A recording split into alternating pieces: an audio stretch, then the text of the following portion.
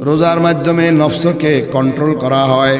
ও নফস, তুমি 11 মাস নিজের ইচ্ছা মতো স্বাধীন মতো তুমি খাইছো, পান করছো, স্ত্রীর কাছে গেছো, তোমার গার এখন মোটা হয়ে গেছে, তুমি আমার এখন অবাধ্য হয়ে যাইতে পারো। এখন সম্ভবত এইভাবে চললে তুমি কিছুদিন পর আর হালালে তৃপ্ত হইবা না, হারামের দিকে তোমার নজর যাবে, হারামের চাহিদা হবে। তোমার যেন হারামের চাহিদা না হয়, হারামের দিকে তুমি যাইতে না পারো। হালালের ব্যাপারে তোমারে এখন কন্ট্রোল করতেছি। হালাল খানায় তোমারে তোমার কথায় না, আমার আল্লাহর কথায় দিব। রোজা হইল গুনাহ থেকে বাঁচার ঢাল। ঢাল দিয়া যেমন দুশ্মনের আঘাত থেকে বাঁচানো হয়, ঠিক শয়তান আর নফস আম্মারার আঘাত থেকে এই রোজা দিয়া বাঁচা হয়। আল্লাহ রাব্বি ফরমান 1-10-700 পর্যন্ত এই যে হিসাব, এটা হইল নামাজ, যাকাত, হজ, উমরা, অন্যান্য আমলের বিষয়ে। قال الله تبارك وتعالى إلا الصوم, হাদিসে কুদসি আল্লাহ রাব্বি ফরমান, স্বয়ং আল্লাহ তাআলা বলতেছেন, এই যে হিসাব 1-10-700 পর্যন্ত, এটা হইতে রোজা ভিন্ন, রোজা ব্যতিক্রম, রোজা মুস্তাসনা, রোজা আলাদা। রোজার একে কত? রোজার একে কত? কয়টার ব্যাপারে কি বলে? আমার আল্লাহ বলেন, ফাইন্নাহু লি, রোজা হইল আমার, ওয়া আনা আজজি বিহি, আমি বেহিসাব দিয়ে দিব। আমি আল্লাহ নিজে দিব। আল্লাহু আকবার, মানে বেহিসাব দিয়ে। কুতিবা আলাইকুমুস সিয়ামু কামা কুতিবা আলাল্লাযিনা মিন ক্বাবলিকুম লাআল্লাকুম তাত্তাকুন, তোমাদের উপর রোজা ফরজ করছি, ফরজ করা হয়েছে। তোমাদের পূর্ববর্তীদের উপরে ফরজ ছিল। কেন? ক্ষুধায় তৃষ্ণায় তোমাদেরকে কষ্ট দেওয়ার জন্য না, তোমাদেরকে দোজখ থেকে বাঁচানোর জন্য। রোজা রাখলে এই রোজায় মানুষকে গুনাহ থেকে বাঁচায়। রোজায় কিসের থেকে বাঁচায়? তো যখন আপনি গুনাহ থেকে বাঁচা যাবেন, দোজখ থেকে বাঁচা যাবেন। এইভাবে রোজায় দোজখ থেকে বাঁচায়। প্রশ্ন, রোজায় গুনাহ থেকে কেমনে বাঁচায়? খুব ভালো করে শুনে। রোজার 1 মাস হইল খাহেশে নফসানিরে দমন করার মেহনতের মাস। খাহেশে নফসানি, মানুষের খাহেশে নফসানির এই খাহেশ পুরা করে ক্ষুধার মাধ্যমে, মানে খাদ্যের মাধ্যমে, পানীয়ের মাধ্যমে, নারীর মাধ্যমে, ঠিক না? খাহেশ পুরা করার বড় 3টা রাস্তা। শাহওয়াত, আরবিতে বলে শাহওয়াত, এই খাহেশ। এই রমজান মাসের মধ্যে এই খানা পিনা বন্ধ। রোজা কাকে বলে? ইবাদতের নিয়তে সুবহে সাদেক থেকে নিয়ে সূর্যাস্ত পর্যন্ত পানাহার, স্ত্রী সহবাস থেকে বিরত থাকা, এর নাম হইল রোজা। সুবহে সাদেক থেকে নিয়ে সূর্যাস্ত পর্যন্ত পানাহার, কোনো কিছু পান করা, কোনো কিছু খাওয়া এবং স্ত্রী সহবাস করার থেকে বিরত থাকা, এগুলা না করা, এর নাম হইল রোজা। তো আল্লাহ তাআলা আমাদেরকে বলেন যে বান্দা 11 মাস, শাওয়াল থেকে শাবান 11 মাস হালাল খাদ্য, হালাল পানীয়, হালাল স্ত্রীর মাধ্যমে অবাধে স্বাধীনভাবে তোমার খাহিশ, তোমার শাহওয়াত পুরা করছো, আমি বাধা দেই না। কথা বুঝেননি? 11 মাস হালাল খাদ্য, হালাল পানীয়, হালাল স্ত্রীর মাধ্যমে তোমার খাহেশ পুরা করছো, আমি বাধা দেই নাই। তোমার শাহওয়াত পুরা করছো, আমি বাধা দেই নাই। এইভাবে যদি পরের মাসও চলতে থাকে, এইভাবে বছরকে বছর চলতে থাকে, তো তোমার নফস আম্মারা আর তোমার কন্ট্রোলে থাকবে না, এটার গাড় মোটা হয়ে যাবে। এই জন্য প্রতি 11 মাস পর 1 মাসের লম্বা টাইম তুমি নফসকে প্রশিক্ষণ দাও, ট্রেনিং করাও, সাধনা করো। কি সাধনা? নফস এতদিন এই 11 মাস তুমি নিজের ইচ্ছা মতো স্বাধীনভাবে হালাল খাদ্য, হালাল পানীয়, হালাল স্ত্রীর দ্বারায় তোমার স্বাদ মিটাইছো। এখন তোমার নাকের মধ্যে দড়ি লাগাইলাম, রশি লাগাইলাম, এখন তোমার ইচ্ছা মতো তোমার আমি চালাইমো না, আমি তোমারে চালাইমো আমার আল্লাহ এবং আমার রসুলের হুকুম অনুযায়ী, আল্লাহ এবং তার রসুলের হুকুম অনুযায়ী। এখন তোমার এই নির্দিষ্ট টাইম, প্রতিদিন নির্দিষ্ট টাইম, হালাল খানায় দিতাম না, হালাল পানীয় দিতাম না, হালাল স্ত্রীর কাছে নিতাম। এই তোমারে আমি আমার গোলাম বানাইতেছি, তুমি যেন আমারে তোমার গোলাম বানাইতে না পারো। এই 1 মাস হালালের ব্যাপারেও তোমার আমি নাকে দড়ি লাগাইলাম। কেন? এক মাস যখন তোমাকে আমি অভ্যস্ত বানাইব যে হালালের বিষয় তোমার মন মতন না, আমার আল্লাহর হুকুম মতন তোমার চলতে হবে, তাহলে বাকি 11 মাস তোমারে হারামের থেকে বাঁচানো অনেক সহজ হয়ে যাবে। বুঝছেন? লাআল্লাকুম তাত্তাকুন। রোজার মাধ্যমে নফসকে কন্ট্রোল করা হয়, শাহওয়াতকে কন্ট্রোল করার প্রশিক্ষণ দেওয়া হয়। ও নফস, তুমি 11 মাস নিজের ইচ্ছা মতো স্বাধীন মতো তুমি খাইছো, পান করছো, স্ত্রীর কাছে গেছো, তোমার গার এখন মোটা হয়ে গেছে, তুমি আমার এখন অবাধ্য হয়ে যাইতে পারো। এখন সম্ভবত এইভাবে চললে তুমি কিছুদিন পর আর হালালে তৃপ্ত হইবা না, হারামের দিকে তোমার নজর যাবে, হারামের চাহিদা হবে। তোমার যেন হারামের চাহিদা না হয়, হারামের দিকে তুমি যাইতে না পারো। হালালের ব্যাপারে তোমারে এখন কন্ট্রোল করতেছি, হালাল খানায় তোমারে তোমার কথায় না আমার আল্লাহর কথায় দিব। তো নফসকে আল্লাহর গোলাম বানানো, এই প্রশিক্ষণ। নফসের খাইশ না, আল্লাহর গোলাম। ও আমার ভাইয়েরা, 1 মাসের সময়টা কম না। এই লম্বা সময় যদি নফসকে ট্রেনিং দিতাম পারি, তো ইনশাল্লাহ বাকি 11 মাস নফসরে যদি স্বাধীন করে দেই হালালের ব্যাপারে, সে হালালেই থাকবে, হারামের দিকে যাবে বিইজনিল্লাহ। কথা বুঝছেন নি বালা করে? দেখেন একটা হাদিস আপনাদেরকে শোনাই। আল্লাহর হাবিব সাল্লাল্লাহু আলাইহি ওয়াসাল্লাম ফরমান, লা ইয়াজালু উম্মতি আলাল খাইরি মা আজ্জালুল ফিতরা ওয়া আখখারুস সাহুর। ছোট্ট একটা হাদিস, যে আমার উম্মত ততদিন কল্যাণের উপরে থাকবে, ভালাইয়ের উপরে থাকবে, অর্থাৎ তাদের আমল আখলাক ভালো থাকবে, তাদের চলাফেরা ভালো থাকবে, তারা দিন ধর্ম মাইনা চলবে, হকের উপরে থাকবে, গুনাহ থেকে বাঁচতে পারবে। এটা হইলো ভালাই। আপনারা আমরা তো ভালো মনে করি কি খালি টাকা পয়সা পাইলে এটা ভালা, এটা মতলব, মানে আল্লাহর নাফরমানের থেকে বাঁচতে পারবা, আল্লাহর ফরমাবরদারি করতে পারবা, এটা হইলো ভালাই। তো আমার উম্মত ভালাইয়ের উপরে থাকবে যদি একটা আমল করে। কি আমল? ইফতারের টাইম হওয়ার সঙ্গে সঙ্গে ইফতার করে ফেলে, ঘুরাঘুরি না করে, দেরি না করে। কিছু মানুষ আসেনি, বিশেষত মহিলারা, ইফতারের আগে দেখা যায় মানে মহিলারা মোরগের, হাঁস মোরগের পিছনে ঘুরে, গরু ছাগলের ঘরের তদারক করে, রান্দা বাড়া নিয়ে বিভিন্ন কাম শেষ করে, ঘর ঝাড়ু দেয়, রান্ধে। এদিক দিয়ে ইফতারের টাইম হয়ে গেছে, আজান হয়ে গেছে, রাখ আসতেছি আইতেছি, খেলে গেলে কয়নি খাইমু এরি কি হইছে? তাইলে বোঝা যায় আসলে উনি ওনার মন মতন উনি চলে। আচ্ছা যাক, তো ইফতার যদি তাড়াতাড়ি করে, টাইম হওয়ার সঙ্গে সঙ্গে করে, তাড়াতাড়ি মানে কি টাইম হওয়ার সঙ্গে সঙ্গে বিলম্ব না করে সঙ্গে সঙ্গে ইফতার করে, এক। আর সেহেরিকে একবারে শেষ টাইমে খায়, যে সেহেরি খানাও শেষ, সেহেরি খাওয়ার টাইমও শেষ, উম্মত ভালাইয়ের উপরে থাকবে। প্রশ্ন, এই ইফতার তারা সঙ্গে ইফতার টাইম হওয়ার সঙ্গে সঙ্গে করা এটা কি? এটা মুস্তাহাব আমল। সেহেরি একবারে শেষ টাইমে খাওয়া কি? সেহেরি খাওয়াই তো মুস্তাহাব, শেষ টাইমে খাওয়াও মুস্তাহাব। তুই মুস্তাহাব আমলের উপরে বালাইটা আল্লাহ লটকাইয়া দিল, আটকাইয়া দিল, যে বালাইয়ের উপরে থাকবে এটা কইল। তো ভাইরে, যদিও এটা মুস্তাহাব, কিন্তু এখানে একটা চিন্তার বিষয় আছে, যে মানুষের জিন্দিগির মোড় ঘুরে যায় এই বিষয়টা চিন্তা করতে। কি? যে ইফতার সামনে নিয়ে আমি বসে রয়েছি, আপনি বসে রয়েছেন, সুস্বাদু ইফতার, ক্ষুধা আছে, পিপাসা আছে, শরবত আছে, খাদ্য আছে। নফসরে বলি, নফস মনে চায় তোমার খাইতে? হ্যাঁ, না এখনো টাইম হয় না, তোমাকে দিব না।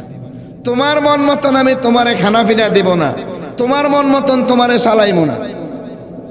আচ্ছা, তো কতক্ষণে দিবেন? আল্লাহ যখন হুকুম করে। ঠিক বেলা ডুবছে, টাইম হয়েছে, আল্লাহর হুকুম হয়েছে ইফতার করার। নফস কয় না, এখন আমি খাইতাম না। তোর বাপে খাইব, তোর সদ্য গুছে খা, ইফতার কর। কথা বুঝতেছেন? সুতরাং ইফতার হওয়ার টাইম হওয়ার সঙ্গে সঙ্গে ইফতার করা, এটা নফসকে আমি শিক্ষা দেওয়া, যে এতক্ষণ তোরে খাওয়াই নাই, আল্লাহর হুকুমে, আল্লাহ মানা করছে, এখন আল্লাহ জায়েজ করছে, হালাল করছে, বৈধ করছে, খাওয়ানোর হুকুম দিছে, তুই খাইতে হইব, খাইতে না খা, গাত ধরে খাওয়া মতো, তাড়াতাড়ি খা। এই ট্রেনিং, এইটা হইল।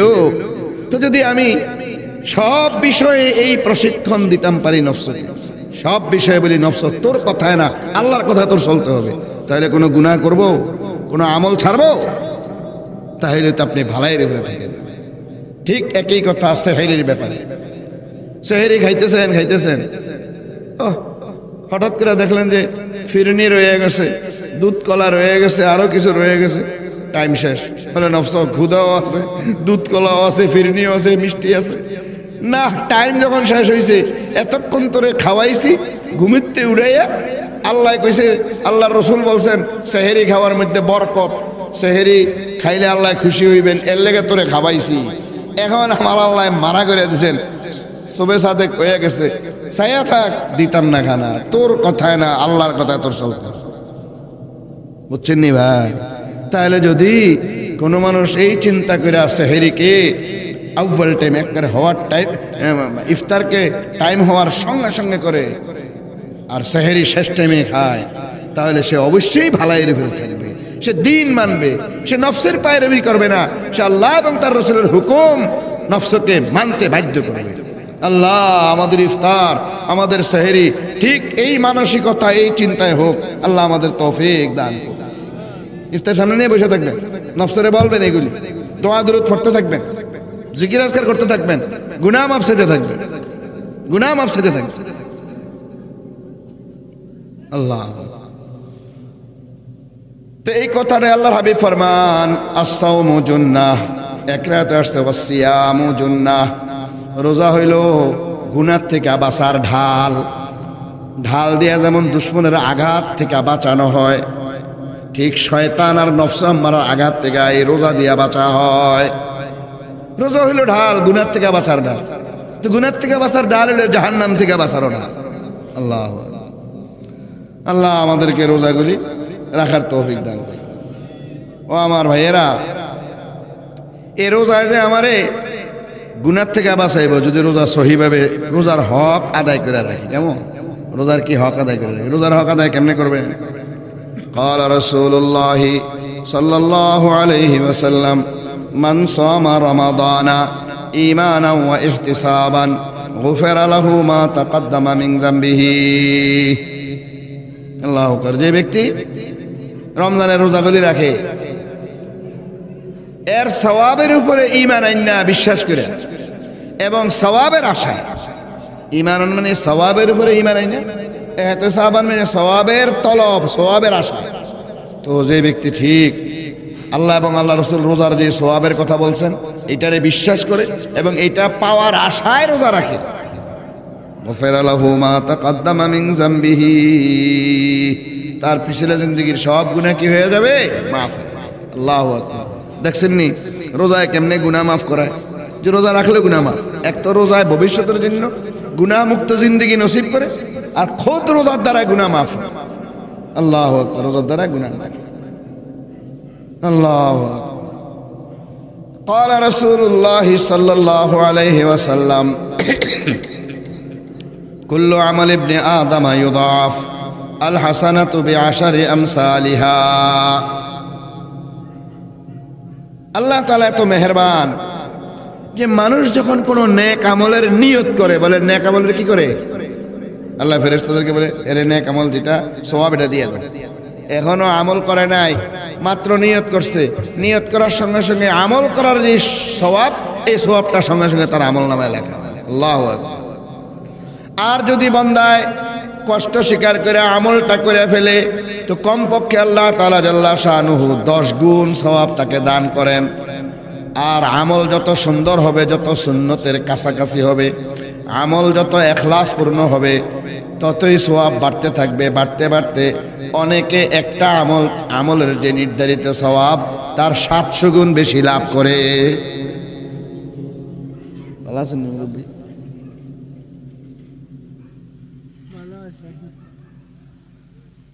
হাদিসটা শুনছেন নি? যে আল্লাহ কি মেহেরবান। আল্লাহ বলেন, আল্লাহর হাবিব ফরমান, বনি আদমের সব আমল 1-10 700 পর্যন্ত, 1-10 700 পর্যন্ত। আল্লাহু আকবার।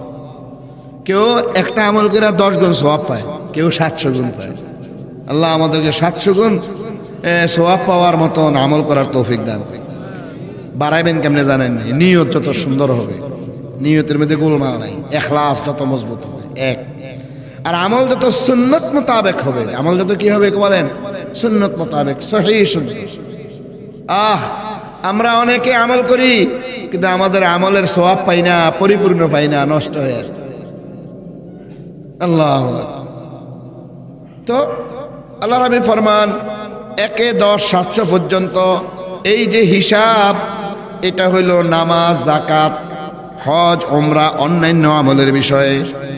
قال الله تبارك وتعالى إلا الصوم, হাদিসে কুদসি আল্লাহর হাবিব ফরমান, স্বয়ং আল্লাহ তাআলা বলতেছেন এই যে হিসাব 1-10-700 পর্যন্ত, এটা হইতে রোজা ভিন্ন, রোজা ব্যতিক্রম, রোজা মুস্তাসনা, রোজা আলাদা। রোজার একে কত, রোজার একে কত, কয়টার ব্যাপারে কি বলে আমার আল্লাহ বলেন ফাইন্নাহু লি, রোজা হইল আমার, ওয়া আনা আজজি বিহি, আমি বেহিসাব দিয়ে দিব, আমি আল্লাহ নিজে দিব। আল্লাহু আকবার, মানে বেহিসাব দিয়ে। 71 হাদিসটার সূত্র অনুযায়ী অনেক বেশি দুর্বল, বেশি দুর্বল, অনেকে মুনকার বলছে, যে যাই হোক অনেক বেশি, 70-এর চেয়ে অনেক বেশি। আমরা এই কন্যা এমনি যদি সাধারণ আমল 700 গুণ হয়, তো 70-এর লেগে লাভ হইল না লস হইল? লাভ হইল। ওই যে মন আরেকখানো আমার কথা শুনতেছে না গেল, এমনি তো গেলাম 1-700 পর্যন্ত মানুষ পায়। রোজাটা ব্যতিক্রম, এটা আমার, এর সওয়াব আমি নিজে দেব আল্লাহ বলেন। তাহলে 700 পর্যন্ত তো দেওয়ার কথা অন্যটি বলছেন, নিশ্চয়ই 700 থেকে আরো বেশি দিবে। তাহলে 70 কেন বলেন? 700 থেকে আরো বেশি দিবে আল্লাহ। প্রশ্ন, রোজা শুনেন, এই রোজাকে আল্লাহ বলছেন আমার, তো প্রশ্ন নামাজ কার? নামাজ তো আল্লাহ। তো নামাজ, যাকাত, হজ, যাবতীয় ইবাদত কার জন্য আমরা করি? তো রোজা তো আল্লাহর জন্য করি। তো এটাকে আল্লাহ বলেন আমার, বাকিটি কার? এখানে কথা আছে।